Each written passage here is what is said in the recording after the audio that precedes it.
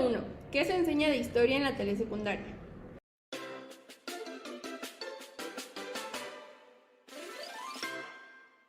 Hola, yo soy Fátima. Yo soy Eli. Yo soy Lisa. Yo soy Marco. Y definitivamente no estás escuchando Historia para tontos. Pero sí tontos que la cuentan. Teletransportados al podcast, donde nos tomamos en serio, pero no tan en serio las cosas que deberíamos tomarnos en serio. En 3, 2, 1. Teleaulas de toda la patria, mensajeras de la educación. En tu seno se pulen las mentes con la ciencia y la televisión.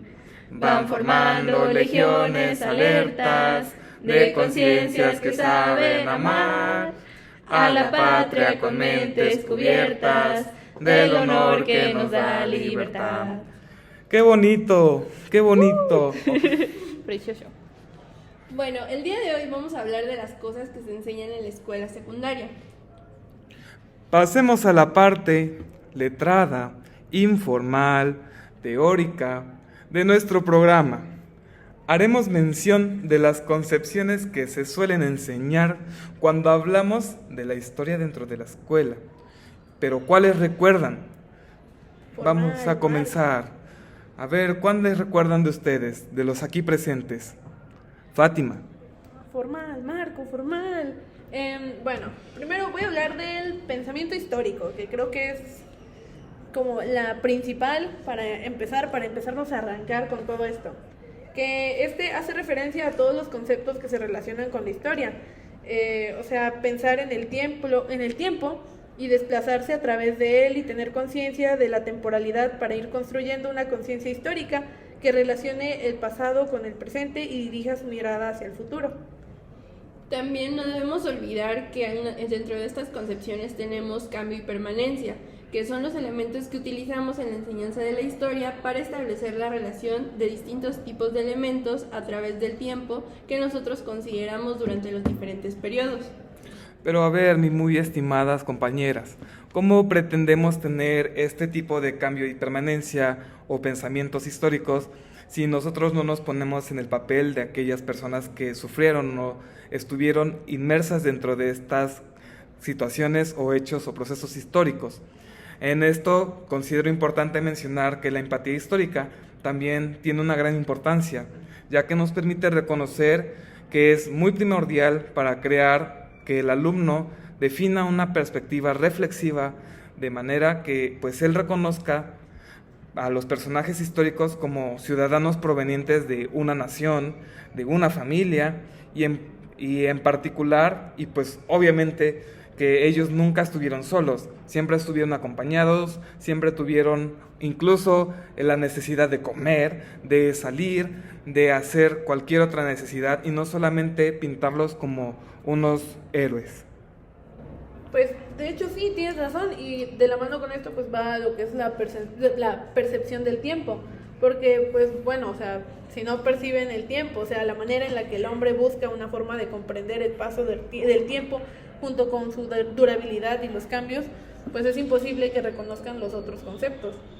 Ok, pero durante este tiempo también tenemos que recordar que el hombre no ha sido totalmente estático como para que él siempre se quede con una imaginación o con un concepto muy básico permanente desde hace años, sino que obviamente actualmente contamos con un amplio bagaje de información que podemos consultar e ir complementando a cada una de las percepciones que pues nuestros propios alumnos poseen, brindando que pues los alumnos se vuelvan críticos y se apropien de aquello que consideren funcional o interesante, ya que obviamente no van a estar siempre hablando de una historia, pero sí deben estar inmersas en ella para poderla contar o transmitir a futuras generaciones, ya que estas también pueden dividirse en primarias o secundarias, que es como nuestro tipo de fuentes de información.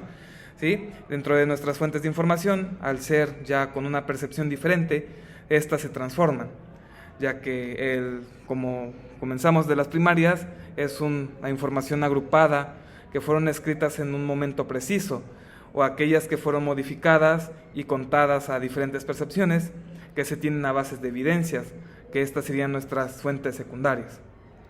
Bueno, chicos, se les están olvidando dos concepciones que yo considero muy importantes dentro de la historia, que son los hechos y procesos. Estos dos van muy de la mano, porque, bueno, primero definamos qué es un hecho. Un hecho es un suceso que se da en una fecha y un lugar específico, y estos suceden solo una vez y no se vuelven a repetir, por lo cual tienen ciertas características específicas que nos hacen ser conscientes de estos personajes, estos lugares y esta fecha en concreto en donde pasó el hecho. Después vamos a hablar sobre el proceso, que bueno, el proceso vendrían siendo varios hechos relacionados entre sí, los cuales pueden durar poco o pueden durar mucho, dependiendo de las causas que hayan tenido o los conflictos que se hayan desarrollado dentro de estos procesos. Además, suelen distinguirse de distintos lugares o distintos personajes históricos que están presentes en estos procesos. Y bueno, esto se me hace muy importante porque a partir de del reconocimiento de estas dos concepciones y de su definición, nosotros podemos empezar a trabajar el tiempo histórico, la empatía y muchos otros aspectos dentro de la enseñanza de la historia.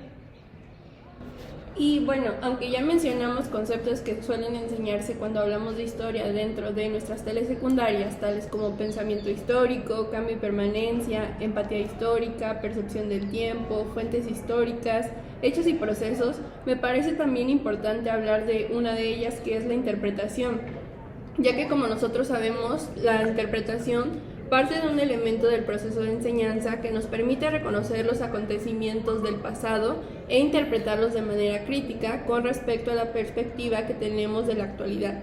Esto para que nuestros alumnos, inclusive nosotros mismos, podamos continuar con nuestro linaje y pues poner en marcha todas estas concepciones anteriores.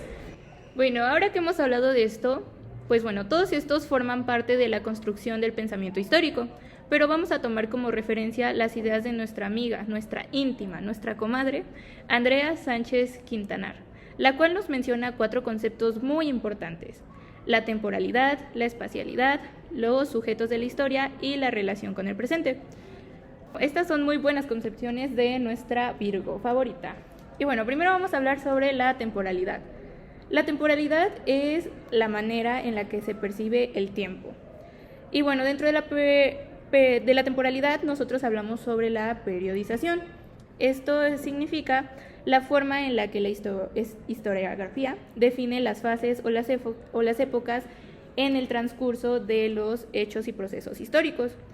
Dentro de esta es muy importante que nosotros sepamos manejar el saber del fundamento teórico, es decir, de las fuentes y toda la información que vamos a utilizar para basar el enfoque que le damos a nuestra interpretación de la historia, además de poseer el conocimiento preciso de procesos y fenómenos históricos específicos.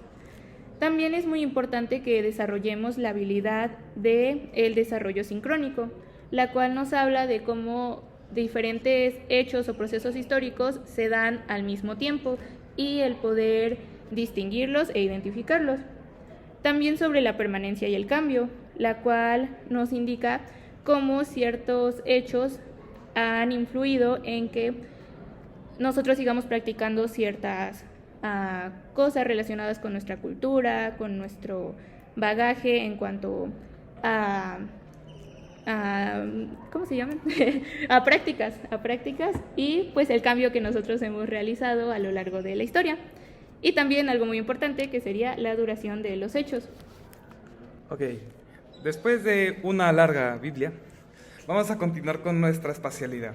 La espacialidad es sumamente sencillo, ya que solamente involucra al espacio-lugar en donde se precisaron o se desarrollaron estos hechos. Es más que solo una superficie de un lugar, sino que es un ámbito socialmente construido a través y con ayuda del hombre, y esto a través del tiempo. Y bueno, ahora hablando de los sujetos de la historia, hace referencia a la selección de agentes que participaron en el desarrollo histórico, o sea, los protagonistas de la historia, los hacedores de la historia, que pues obviamente se desarrollan en un tiempo y espacio determinado. Y bueno, aunque mis compañeros ya mencionaron distintos conceptos, me parece que están olvidando que todos estos no serían posibles sin establecer una relación con el presente, lo cual se refiere a que la historia fue viva y vivida, es decir, para ser descrita y comprendida, lo cual se refiere a que nosotros debemos tener un entendimiento acerca de cómo pasaron los acontecimientos y relacionarlos con nuestro pasado y con nuestro presente. Es decir, hay una similitud que nosotros debemos encontrar entre la historia del tiempo que ocurrió y la que está ocurriendo, que se lleva a cabo en esta sociedad en la que nos encontramos en un determinado espacio geográfico y sigue una determinada secuencia, para que nosotros podamos entender y comprender lo que pasó en determinado acontecimiento.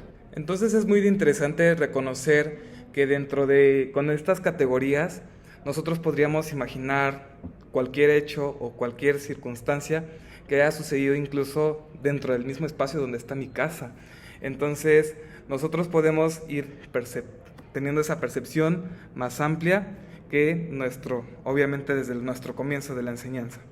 Y bueno, al inicio de nuestro estudio de la enseñanza de la historia teníamos una percepción sobre lo que se enseñaba en la escuela telesecundaria, pero me parece que con estas fuentes consultadas ahora estamos conscientes de que la enseñanza es más compleja de lo que creíamos. Y bueno, esto fue todo por el primer capítulo de nuestro podcast. Síganos escuchando.